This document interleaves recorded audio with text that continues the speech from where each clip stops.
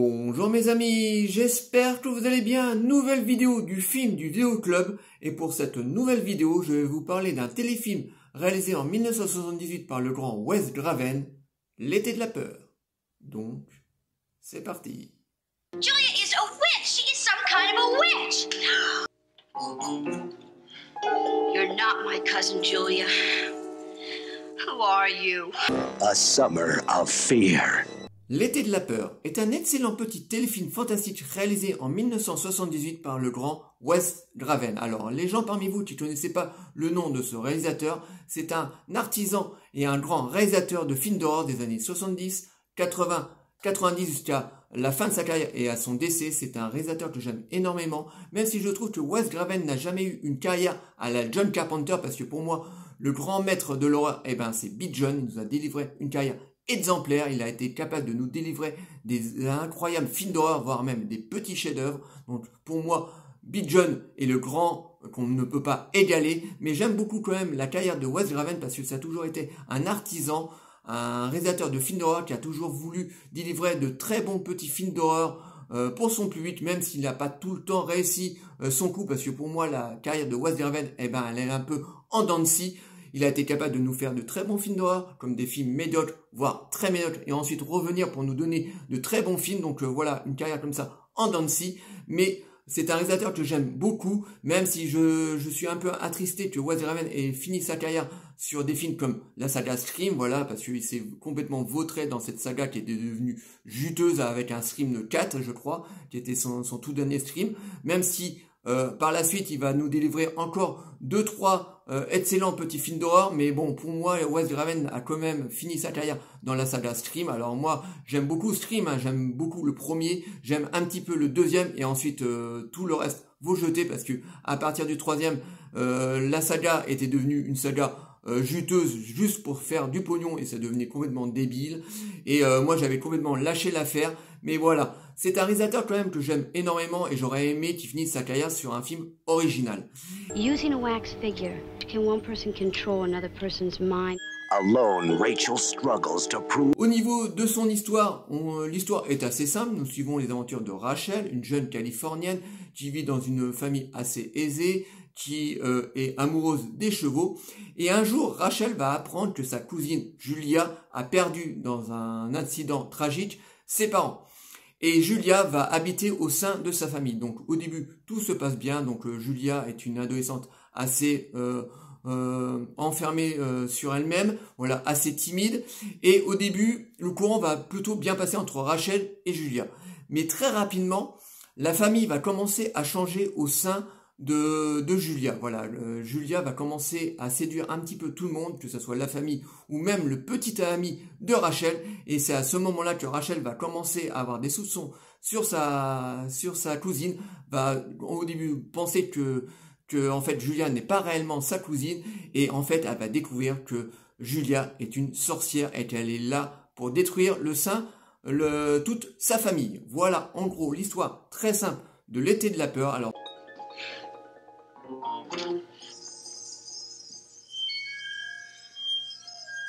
donc c'est un téléfilm assez classique dans sa réalisation très télévisuelle. Donc nous étions à la fin des années 70. Wes Craven n'était pas encore le réalisateur qu'il allait devenir quelques années plus tard, mais il nous délivre quand même un téléfilm certes classique, mais très potable. Mais là où tire vraiment ce téléfilm son épingle du jeu, c'est au niveau de son ambiance, bien plus que son histoire qui est tout aussi classique. Mais j'aime beaucoup l'ambiance qui règne dans ce téléfilm, parce que j'aime beaucoup le combat qu'il y a entre Rachel et Julia. Donc nous sommes beaucoup plus dans un téléfilm fantastique que d'horreur. Donc je préviens à l'avance les amoureux de films d'horreur, il n'y a pas du tout de mise à mort pendant tout le long de ce téléfilm. Voilà, on est beaucoup plus dans un film de diabolique, voire de possession, que dans un pur film d'horreur où il y a de la tripaille. Donc excusez-moi les amis si vous aimez l'hémoglobine, parce que c'est pas du tout le cas dans ce téléfilm. Mais Encounter with the supernatural. et l'ambiance qui y règne est vraiment très savoureuse pour moi. Voilà, j'aime vraiment beaucoup ce petit téléfilm que nous a réalisé Wes Craven. On sentait vraiment le talent du mec derrière cette petite production, et j'aime beaucoup vraiment ce combat qui est entre Rachel et Julia, parce que je m'identifie tout de suite au personnage de Rachel. Donc cette Californienne, cette petite adolescente américaine typique avec ses joues joufflues, qui vit dans une famille aisée, qui aime le cheval et cette cousine du jour au lendemain qui va surgir dans sa vie, voilà, qui va commencer à chambouler toute sa vie parce que en fait Julia au début du téléfilm est très sympathique, c'est une jeune fille un peu refermée sur elle-même, timide, et au fur et à mesure que le téléfilm va avancer, elle va avoir de plus en plus d'influence sur tout d'abord sur la famille de Rachel et ensuite sur les amis de Rachel et surtout sur son petit ami qu'elle va voler à Rachel, et c'est ça qui va déclencher le combat entre Rachel et Julia, et c'est surtout ça qui va faire partir Rachel sur sa petite recherche, voilà, va commencer à émettre des soupçons sur cette fameuse cousine qui va finalement pas être sa cousine mais être une sorcière diabolique qui est juste là pour détruire la vie de la famille de Rachel et de ses amis. Donc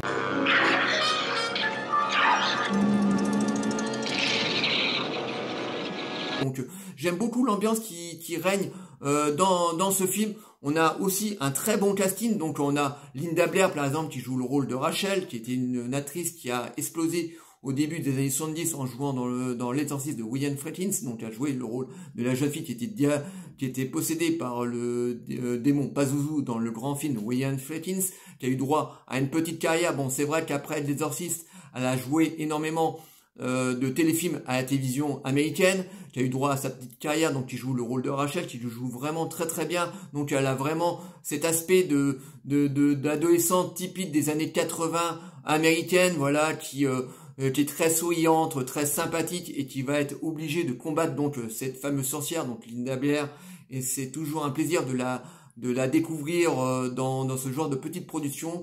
Je trouve que cette actrice aurait mérité à avoir une carrière un peu plus clémente, voilà, un peu plus grande que ce qu'elle a pu avoir comme carrière, voilà, maintenant, parce que maintenant elle a arrêté sa carrière, où je crois qu'elle a joué dans quelques rôles dans des séries télé, mais vraiment sa carrière est maintenant derrière elle, et vraiment c'est une actrice que j'aime découvrir dans des petites productions d'horreur.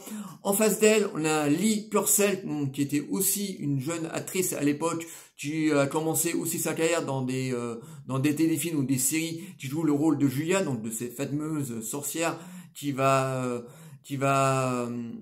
pourrir la vie de Rachel, donc de sa famille et de ses amis, voilà, qui la plupart des personnages de ce film va être sous la coupe de Julia et va rendre vraiment malheureux notre pauvre Rachel. Donc on a Lee Purcell qui joue vraiment très très bien, une actrice qui est méchamment belle, elle est grande, à la fois elle peut jouer les personnages timides, introvertis comme ça, et très jolie et très sympathique, et à la fois elle peut jouer une sorcière vraiment très diabolique et très méchante. Voilà, l'actrice le joue vraiment très bien. Dans la première partie du film, elle est vraiment très belle, elle s'insère très facilement au sein de cette famille et elle va commencer à contrôler un petit peu tout le monde, et au début du film elle joue très bien cette adolescente timide et réservée, et en deuxième partie de film elle joue vraiment très très bien cette sorcière diabolique, parce que la beauté mélangée avec la diabolique marche très bien sur elle, et l'actrice le joue vraiment très très bien. A terrifying journey into witchcraft and the occult.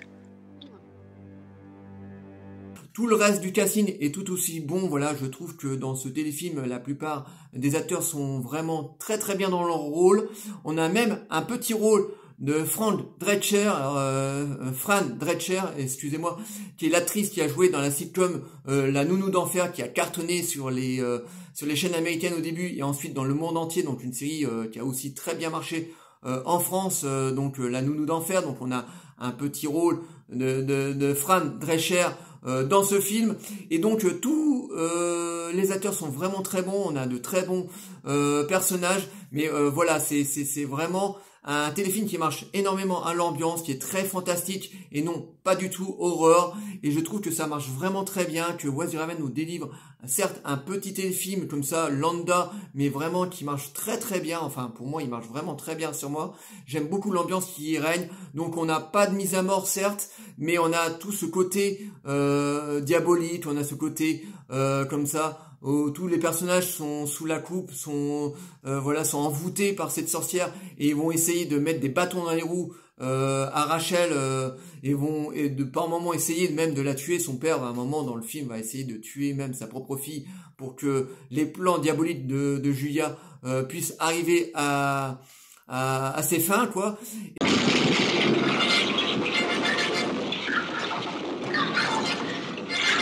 Et j'aime beaucoup donc ce petit téléfilm. Donc c'est un téléfilm que j'ai vu une vingtaine de fois, que je continuerai encore à voir parce que c'est vraiment très très bon et on sentait vraiment que Wes Craven en avait sous la pédale à ce moment-là et il va le prouver bien des années plus tard avec des films comme Les Griffes de la Nuit ou des Shockers ou des Sous-sols de la peur. Voilà, donc il va vraiment à ce moment-là exploser totalement, mais là il nous dit vraiment un excellent petit téléfilm de 1978 qui est passé beaucoup sous les radars. Voilà, moi je l'ai découvert donc à l'époque sur la 5 et franchement la 5 c'était vraiment une chaîne qui était formidable pour nous les cinquantenaires. Voilà, parce qu'on a découvert énormément de téléfilms, de films d'horreur ou même de séries qu'on n'aurait certainement pas eu sur les autres chaînes de l'époque. Donc merci beaucoup la 5 parce que c'est comme ça que j'ai découvert cet excellent petit téléfilm qui est L'été de la peur. Donc c'est un film que je vous conseille. Donc pour les amoureux, encore une fois,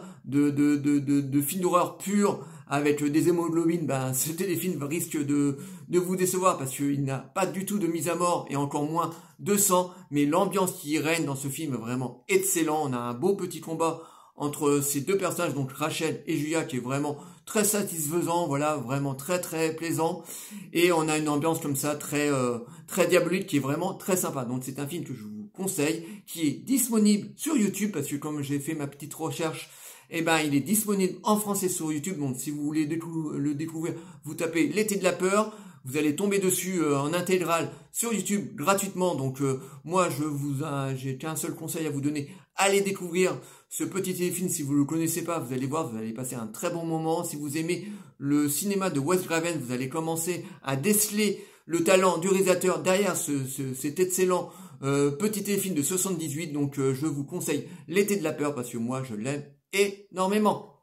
Voilà, j'espère que cette vidéo vous aura plu.